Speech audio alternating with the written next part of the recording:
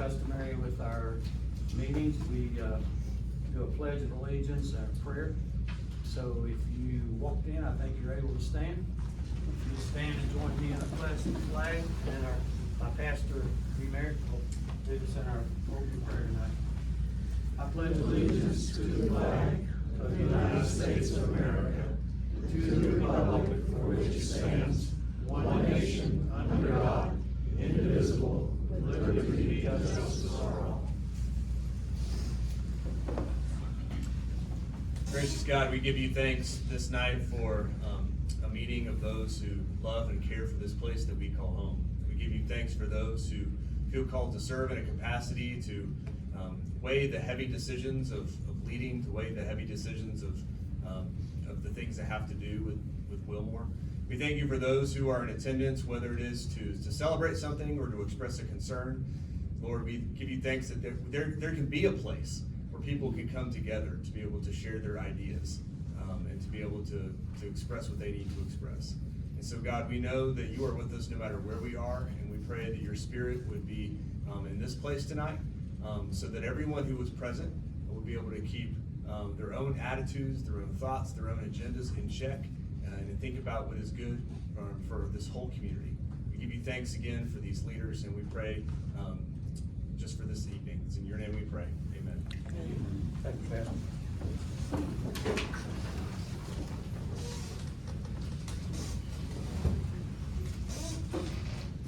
Okay, I'm going to do a couple of introductions and reports. First one is very brief. This will pass out to the council that way.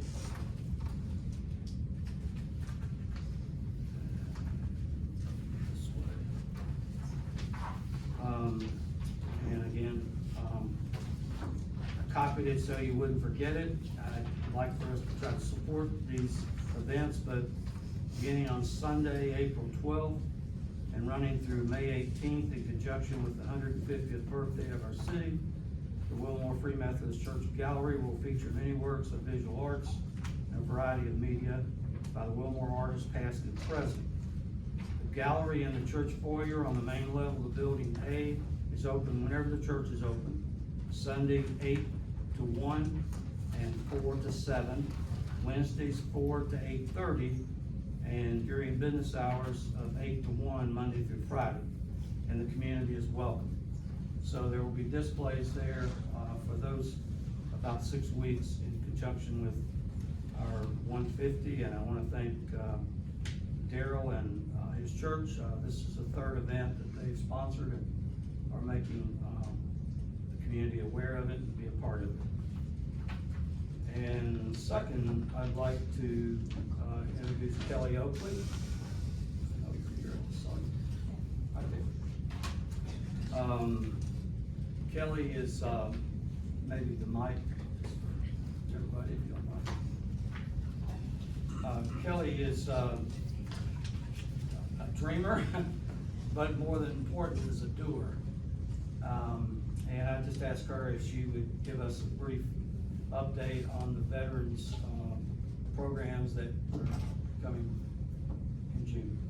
Okay, is this on? You probably don't need me, I'm a little bit loud anyway. First, thank you for letting me share, just continue to share great news. It comes at a good time, comes at a great time, it always comes at a great time. But if you are not aware, we are having a huge veterans event honoring 250 veterans at Thompson Hood Veterans Center. And that is on June 13th, the actual ceremony, but we have a whole lot going on June 12th and 13th. We have secured what they're called the America's Freedom Tribute Memorials. And so one of those memorials will be the Vietnam Wall, and it'll be 80%, it's an exact replica. It takes up a football field. So there's been a little bit of planning so we can get this out there at Thompson Hood. It's gotta be level, there's just all kinds of stuff that I don't even understand, but it's gonna work. So we have that memorial, then we also have the Cost of Freedom, and the Cost of Freedom memorials are from World War I all the way up to present-day wars. I hate to even use that word at this time, but and a special honor for tribute for 9/11. It's the 25th anniversary of 9/11. And so we are covering no matter when a veteran served, we are covering from World War I all the way up to present day. So we are super excited about that. We have secured it. Because sponsorships are coming in, I just want to recognize Judge West, that they sponsored. And so, and I'll talk to you a little bit more about sponsorships, but we're very grateful for that and some other sponsors as well. So that was a big deal, is just getting that secured. The escort will come in. This is sort of what it looks like.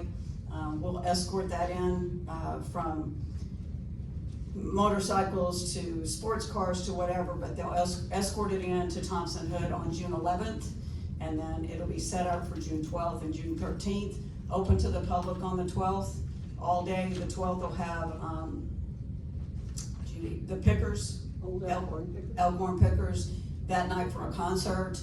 We'll have a candlelight ceremony that evening, and then the next day it's also open to the public, and then this huge celebration along with the patriotic concert and recognize and honor 250 veterans. What I should have prefaced this with is we are having this at Thompson Hood because we need to take it to the veterans. And those men and women out there, you know, it's hard to transport them to different places. We talked about different places in Wilmore, but we wanted to take it to them. So Thompson Hood is beside themselves. They turned 35 years old this year. So, you know, we have these amazing numbers, 250, 150, 35, and then 9/11, 25th anniversary. So it's good stuff. It's absolutely good stuff. Please follow us on social media. You'll see a lot of updates there. It is Wilmore Salute to Service on Facebook, and the same thing on Instagram. We may do TikTok, but I don't know about that yet. We're thinking about it. Here's what we need. We need for you to go on the social media and share it.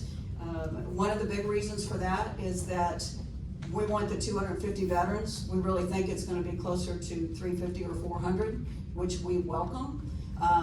And so we need, if you know a veteran or you are a veteran, we need you to register. We need you to go on the Wilmore's website and register your veteran, because we want to boost that number. Also, we're always looking for sponsors, and Mayor, please correct me if I'm wrong. Jessamine County Judge Executive is sponsored, Jessamine County Tourism, City of Wilmore, and then we are presenting, General Adams is going to present at the Kentucky Veterans Trust Fund for a pretty hefty grant, and that is March 8th, I think, 8th or 9th. And so we need prayers for that, because that's a big deal. Mail call is something else we need from the public. When these veterans, when we recognize them, we're gonna have a flag for them. We're gonna have a special memorable coin for them that we're getting designed right now that definitely includes the 250 on it, but also the 150. And then we are doing a mail call, because if you know a veteran, you have a veteran in your family, one of their highlights when they were serving is to get mail. And so we want to provide that for them. So if you know church groups, community groups, family, it's great for kids to do. Veterans love thank you cards and letters from kids or artwork. But we want to, I'm a big dreamer. I'd love to have 50 cards and letters for each veteran that comes in. So that is where the public can really, really, really get involved, is mail calls. So let's see, we have if anyone wants to get involved, we have a committee meeting coming up Thursday at 10 a.m. And so we just keep organizing and adding on. And I think somebody told me the other day we're like 4 months out or 3 months out. I don't even know, because I'm not counting until like maybe the month of June. And so we can use help, but right now getting the word out to the veterans, getting the word out for funding, because the more funds that we can collect, the more that we can do for these veterans. And we've already got a pretty good start for it. Did that cover it all in 3 minutes? Mail call can be dropped off at City Hall. Yes, that's pretty important. So mail call, yes, please send it here. And I don't know if there's going to be any other drop-offs yet, but for right now, if you have letters, I mean, obviously I wouldn't mail them if I lived here, but there will be a drop-off, and I think at the police department, or just right here. Okay, just right out here. I'm with Honor Flight, Bluegrass out of Louisville. When we do a shout out and a campaign for mail call, they come from all over the country. We expect that to be the same. So I don't think it'll be just Jessamine County or just Kentucky, because there's veteran organizations out there that they get heavily involved in this, and they get passionate about it, and they feel like they're participating in it, and that's what we want. So, any questions? And you don't have to have a name on a veteran's card, you can just put veteran. Right, honored veteran, if you could just put honored veteran. I mean, some of the families and friends will address, and we'll make sure that it goes to that veteran, but if you're just doing generic, and I would challenge you that if you know a group, I would say, look, we're gonna do 250 cards. And so, like I said, I hope that we have more than that, but, just imagine if each group, church, family and friends get together and they just decide our goal is that we're gonna do 250 cards, we're gonna get those numbers up pretty quick. So, that mail call, I cannot tell you how important it is to these veterans. Young or old, they love it. So, no questions? All good? Oh, wow. 140 of those veterans live right here in Wilmore Yes. at Thompson Hood Veteran Center. So if you wanted to address it to a Thompson Hood Veteran Center veteran, 140 are needed for that. Right. The others could be named or generic also. Right. Yeah, and I think right now we're at, close to 160 veterans, including them, that are registered, but we're not gonna say no to a veteran. I mean, There's veterans in this room. Yes. We need you to register. Yeah, and if you're not signed up, shame on you, I will hunt you down. We'll make sure that we honor your service. So please get that word out, that we get these veterans, because it's gonna be a big ceremony.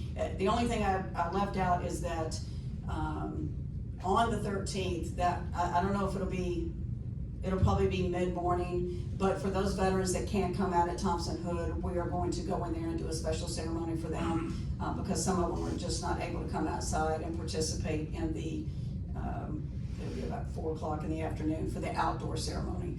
So we're gonna go inside and do a ceremony for them and make sure that each one is recognized by name, branch of service, and when they served.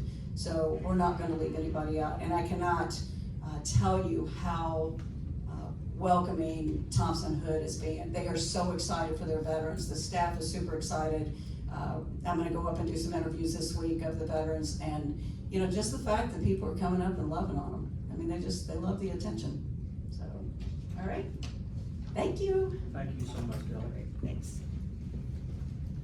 Next, Councilman Andy Beachy will make the presentation for our Wilmore Business Highlight.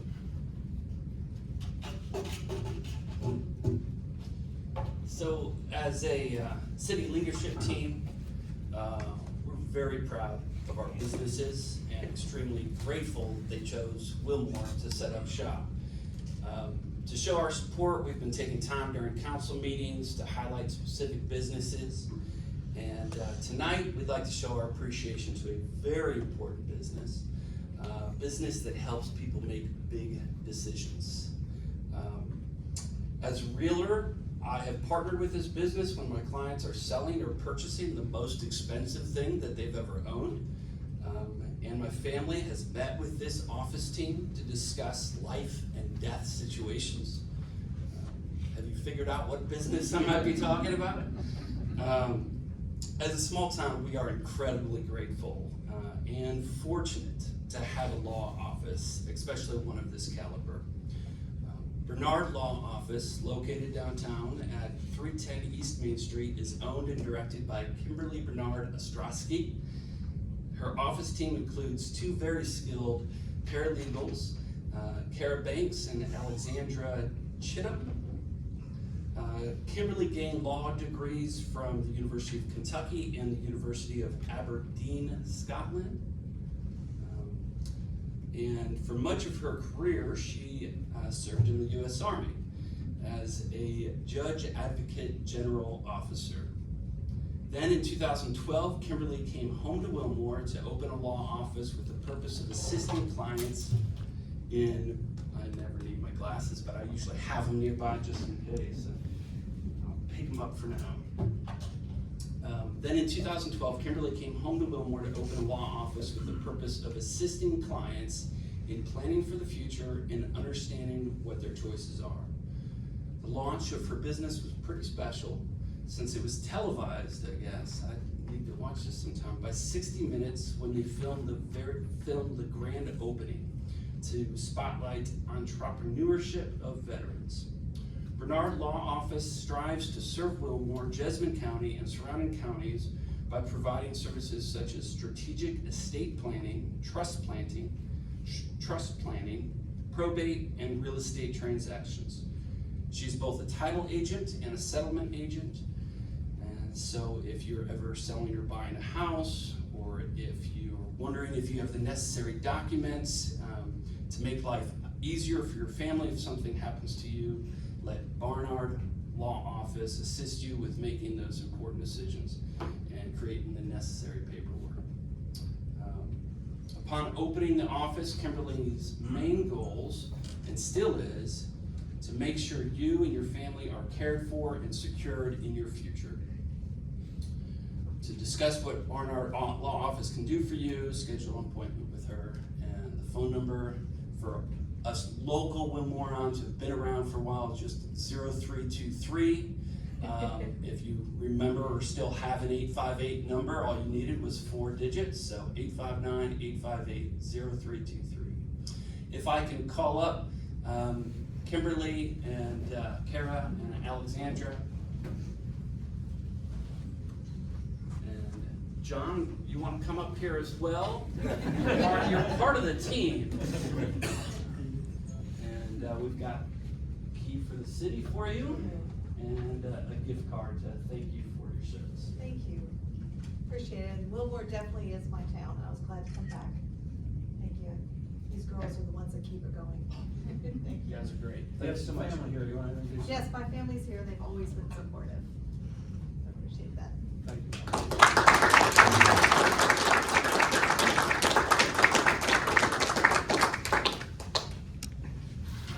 Well, we move to the routine now.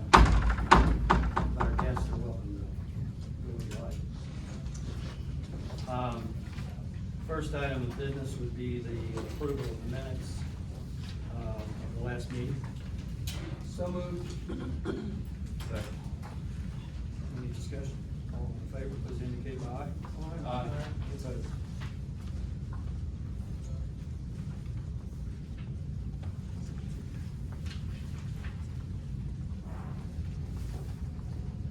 Okay, the one item we have under old business for several months, moving forward, is the ordinance amending 1994 ordinance relating to the City of Wilmore Code of Ethics. And Wes Metcalf has chaired that committee, and our attorney has reviewed that. So, however, that is to be presented at this time. Me first? You first. Well, we've met several times to work on this. It's the same document that came from the League of Cities.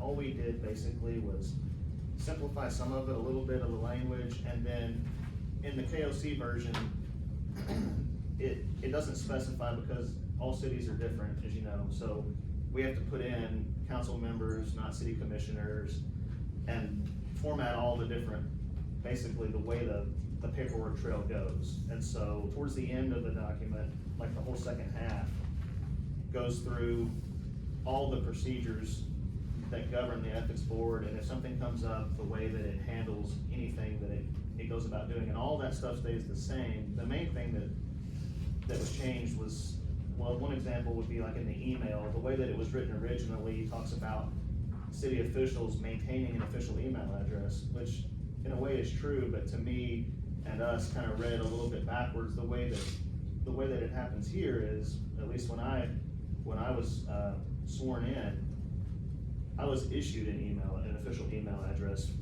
from the city clerk or however that worked, but it was given to me and it's managed by our IT department. And so basically we just changed that to say that and to make it kind of fit Wilmore the way that it actually functions. And then towards the end of the document, a lot of the different things about the financial disclosure document, they have to be maintained, they have to be filed, they have to be given and say, you know, you need to fill this out every year. And then if you leave office or leave employment, you'll no longer need it, and so then whoever's managing the documents needs to purge them when they reach a certain age. And so it lays out all the different timelines for how that happens, and originally it says you can either have the ethics board do that, or you can have the city clerk do that.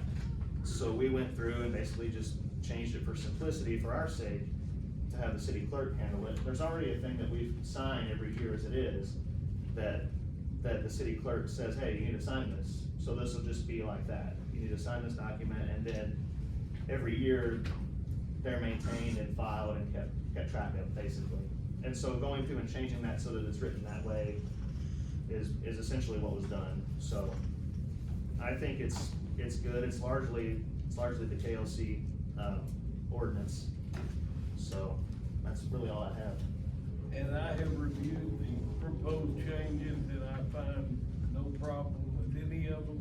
My suggestion would be, for the council to adopt first reading of it tonight, and then between now and the next meeting, a clean copy would be, delivered by email to each of you, and we can then adopt it, second meeting of this month.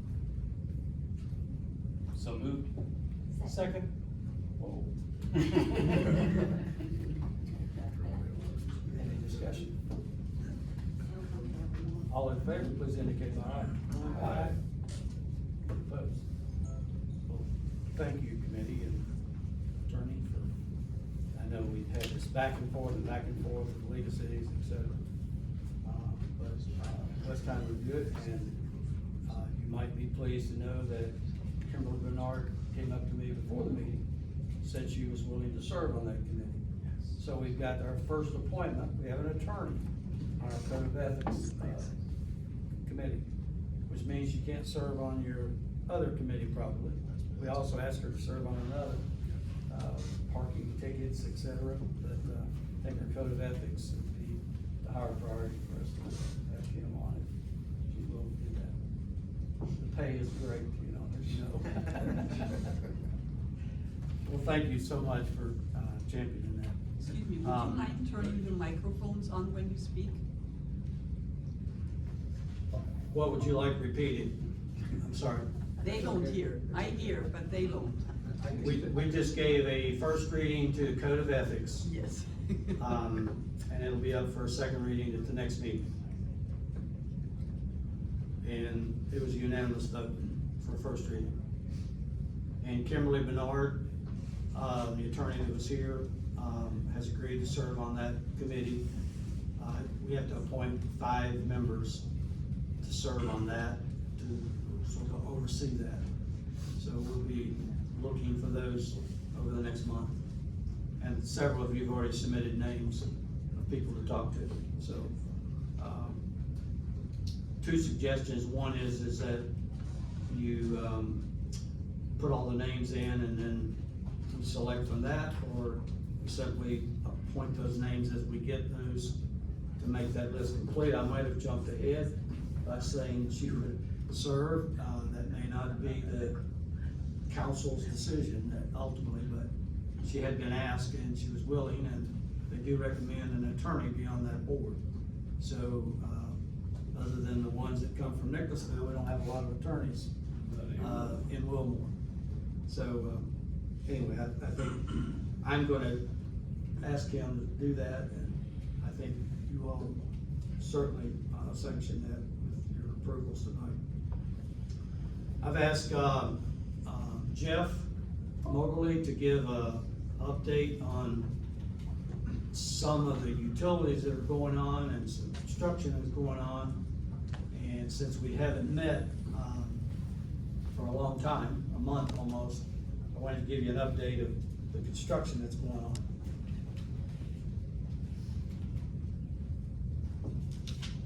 For the record, this is Jeff Moberly. First is, the subject of fire hydrants. We've had 7 fire hydrants out of service for a long period of time due to some back order of parts, and waiting on contractors. So we had 7 out of service over the past week and a half. We've got 4 of them back in service. So we're just down to 3, and we'll be back to normal. The city sidewalks that we decided to replace around town, we've done approximately 7,800 square feet of sidewalk. The money that we have left will do approximately, and I should have broken it down for square footage, but 41 more blocks of sidewalk, 4x4 blocks of sidewalk before this money is exhausted. And then we will stop and hopefully start over in July with the new budget. We, with Chief Stroud, have come up with a joint venture with Drinklings to create some parking spaces on their property. We, the city, would do some work. They will furnish all the material. It will create approximately 10 parking spaces. And then at that point, Chief Stroud is going to try to enforce the no parking on the railroad side of Rice Street. The weather finally has allowed us to get back to replacing water meters. We have 384 in our shop now to be installed. We have 1,600 replaced out of 2,200. So when we're done, we will be up to about 3/4 of the way completely finished with the whole entire system. On the matter of the lead pipe, with James, Chris, and Greg Gibson mostly, we have identified, where am I here? We've identified 1,400 of being no lead, and that's been through PVA records, maps, and pictures that were taken by supervisors over the years that we have files of. So we have 800 more that will have to be exposed. So now the work begins. So we'll have to expose the city side, the customer side, and we've got to November of 2027 to complete that. The splash pad with Amy, we're waiting to meet with some of the contractors that'll come and tell us what we, the city, have to do on our side, which we think is a water line and a discharge sanitary line. And in the process of putting in the splash pad, of course, we lost the soccer field out back. Amy really needed a soccer field, so we've got a local contractor who's donating his time to create us a new soccer field out back at no cost. The Allen Company, of course, the big one, is on our sewer project. I think as of today, they've started the job 28 days ago, so they've worked 20 days, actually worked on it. And they didn't work today due to the rain. The first day, they worked all day long removing ice from the parking lot so they could work. That project includes 1,000 feet of 12-inch sewer pipe with 8 new manholes. And of course, it starts just north of City Hall, goes down, forks behind Subway, Chinese restaurant, goes over to the bank parking lot, and jets over to what I always call Spring Street, Walnut. But, so they're moving along real well. They think they can be out of town by the end of March, no later than the mid-April. But of course, the asphalt won't go down until the asphalt plant opens, and that's all weather related. So that's what me and my guys are up to. Got any questions? Or? Pretty busy people. Great job. Thank you all. Thanks, Jeff. Jeff's not been feeling well, so I appreciate him. That little Sitting head in cold the back, going I on. appreciate you coming to the front. James or Chris? James loves to get to the mic, so. Well, I wouldn't want to miss this opportunity because I might not get a lot of it anymore. Just wanted to give you an update real quick on where we're at with the river pump project. The river pump is in and operating. It's gone through start and stop about 3 times, maybe 4 times at this point, and everything seems to be working very well. And so we're extremely excited about that. That was taken out in August 5th of last year. So that was a project that took way too long. That will be something that we'll be working on with Lori in the budget, but probably the other pump, we need to get them on a cycle where we're doing one of those every 5 years. So we'll probably make it another 3 years on the old pump, which will actually, that way they're being done every 10 years. That one will be, number 1 pump will be about 14-year mark at that point. So we'll need to do that, but that, if we can make it go a little bit longer, we can get that to where we can get them on a nice cycle. Originally, we had asked you for $158,000. That was the original ask. That would have been worst case scenario if everything from top to bottom had to be replaced. We're gonna come under budget. The numbers aren't totally in because we haven't gotten the final bill on a couple of those items, but we are gonna be considerably under budget. And so what I get to ask you for now is if we could use some of that money. What we've had is, you know, the critical path on anything, if we can have redundancy is great. We don't have that on our transmission line.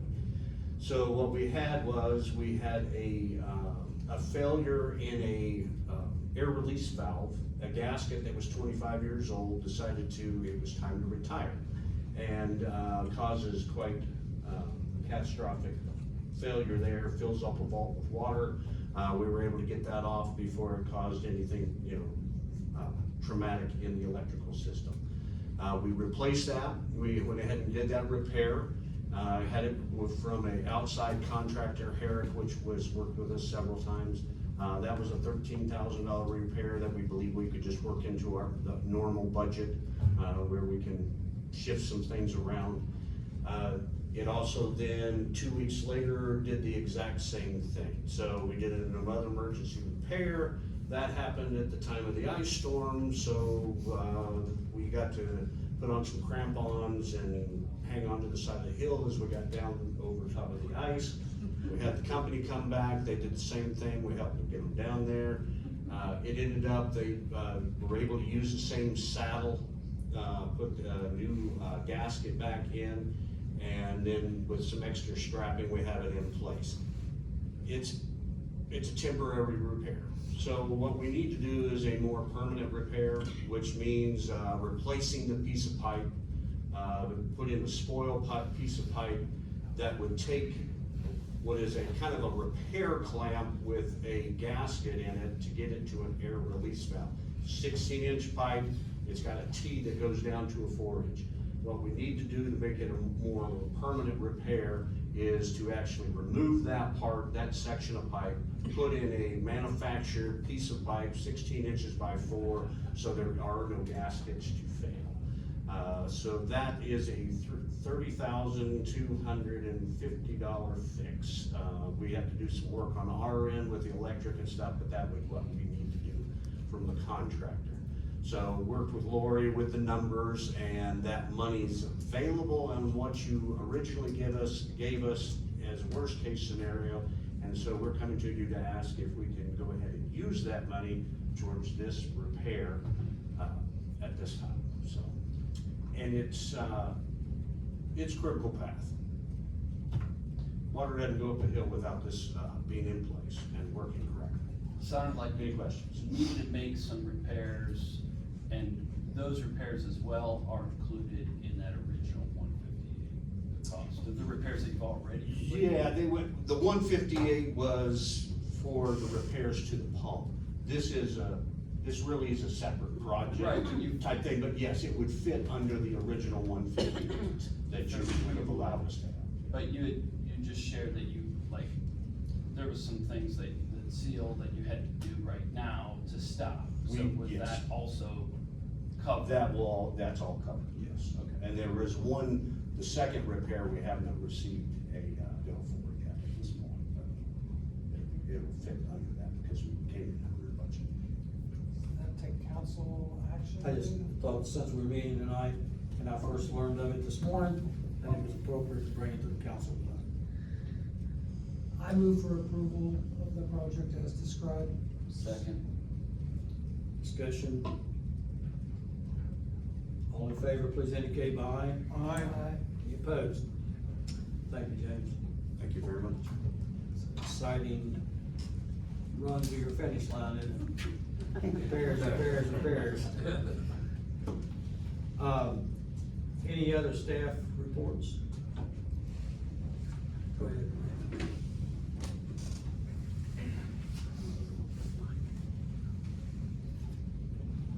Mine will be quick, and I'm not asking for any money, so. Wanted to let you all know that we got our first round of approval, from the state for the splash pad, engineering plans. got a couple more little, approval stamps to get, don't anticipate any issues with those. As of right now, we've been told that the installation is going to begin on May 1st, weather permitting. All things go well, they said it should take about a week. So quick install, we'll be ready to go. Once that is complete, then we'll go ahead and look at planning a grand opening, ribbon cutting, all the excitement that will go with that. So if you guys could, if you mind to put on your calendars, on your schedules, April 16th is going to be this solar ribbon cutting that will be back here for the Dan Glass Pavilion. So we're gonna try to get some folks there, we hopefully get some school kids there as well, do a little educational component with that, and make a big deal about that since it was a really nice community-funded project, and Dale Shunk will obviously be there to be heading that up. And then Trees for Wilmore has big plans. Arbor Day plantings all the week of April the 24th, which that is the week of Arbor Day. Lots of different locations, so watch for that information coming if you all would like to be involved in that as well. Thank you. Thank you. Judy? I'm gonna sit here if you don't mind, I have 3 quick things. Speak up, we don't hear well. Okay. Well, some of you may have heard, we're doing a pictorial history book to celebrate Wilmore's 150th. There's a committee, and we will be scanning in pictures. This book will be released during Old-Fashioned Christmas, and we're looking for old photographs. They can be events, celebrations, businesses, churches, family life. We'll scan them for you and take the information, and so far we've had a lot of excitement and a good response, so dig around in your drawers and find those old photos and get those to us. Then we have 2 events coming up in March that are sort of part of the 150 events that are going on. The first one is Saturday, March the 21st. Kentucky Storytellers will be sponsoring an event here. It's free, and More Tales Storytelling Festival is hosting it for them. And your cost of admission is to bring a potluck dish. And there will be storytellers, and this will be from 1 o'clock to 3:30 in the Assembly Hall. And as I said, it's free entry, and it should be a really fun afternoon. And then the next day, Sunday, March the 22nd, we'll be having an event here in the Assembly Room, or I'm sorry, in the Council Room, Kentucky's Unsung Heroes. And this is sponsored by the Kentucky Humanities Council and the Wilmore Community Development Board. It's also a free event, and you'll be hearing snippets of famous and not so famous people around central Kentucky and how they've contributed to the life of Kentuckians. And for your convenience, we'll have a food truck out front about 12:30, so you can leave from church, stop and gather food, and then come on in and have a pleasant afternoon. From 2 until about 3:30. Thank you. Okay. Josh, you want to update them on a few things you've been doing?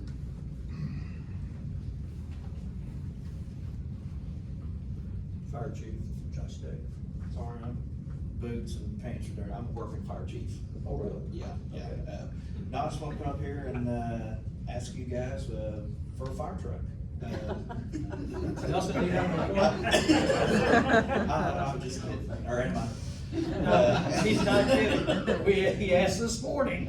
Yeah, I mean, you can always ask. No, the fire department, we recently had a drone donated to the fire department, so now that's in one of our pieces of equipment that we can utilize. We do have when you get a drone in the fire service or for emergency services, you gotta have an FAA licensed pilot. So we actually have one of those on the department, working on getting 2 more certified right now. And we've worked with the police department and with their robot and our drone that we have. It's just more tools for the toolbox to keep our firefighters and police officers safe, where we don't have to send somebody into a potential dangerous situation.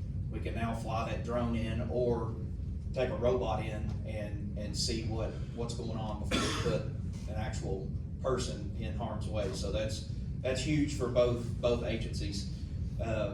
Also, the fire department, we had a Zoom tent is what it's called. It's primarily used for hazardous materials and hazmat scenes and situations like that.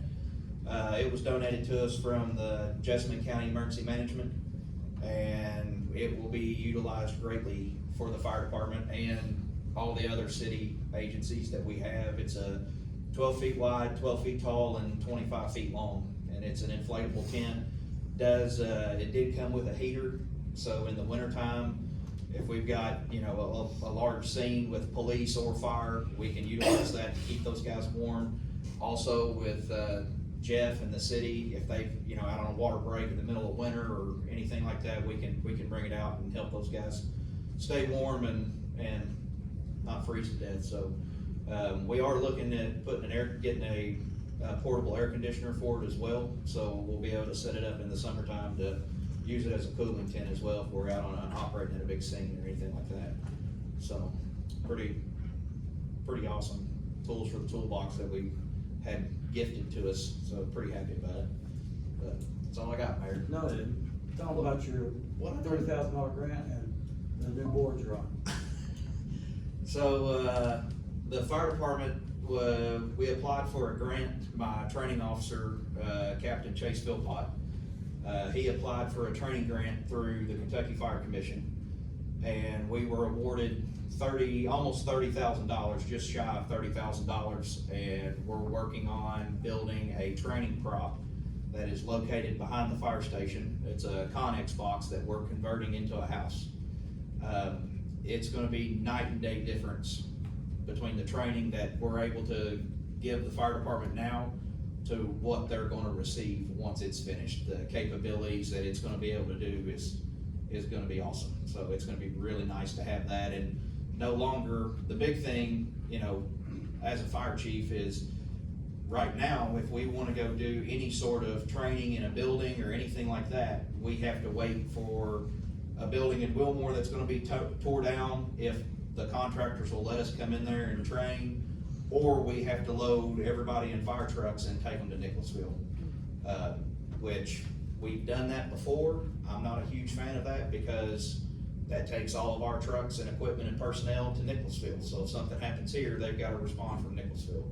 So that's gonna eliminate that. Everything will be right there at the fire department. It's gonna be a game changer for the way we train and the amount of training that we're able to receive and to be able to give to the firefighters. So it'll be pretty great. Hopefully it'll be done, I know you were wanting to know about it, hopefully it'll be done middle of March, I think. And then we'll set something up where everybody can come down and look at it and see it, and we'll operate it and run some drills through it, so. And the board. You're gonna make me do it, aren't you? Here recently, I was nominated and took a board member's position for the Kentucky Association of Fire Chiefs. So they've added 3 new section board members. For volunteer fire department, it is myself. For a combination fire department, which is full-time, part-time, volunteer, is Chief Danny Eads at Jessamine County Fire District. And for the career fire department is Assistant Chief Marty Kazook at Nicholasville. And that position with all 3 of those is a statewide position of contacting volunteer fire chiefs and talking to them, seeing what their troubles are, what their needs are, where they're struggling at, and then bringing that back to the association and seeing which ways we can go about helping and, fulfilling the needs of those fire departments throughout the state. So it's still, just dipping my toes in right now, but we'll see how it goes, and hopefully it's really good. So, Congratulations to you. thank you, I appreciate it.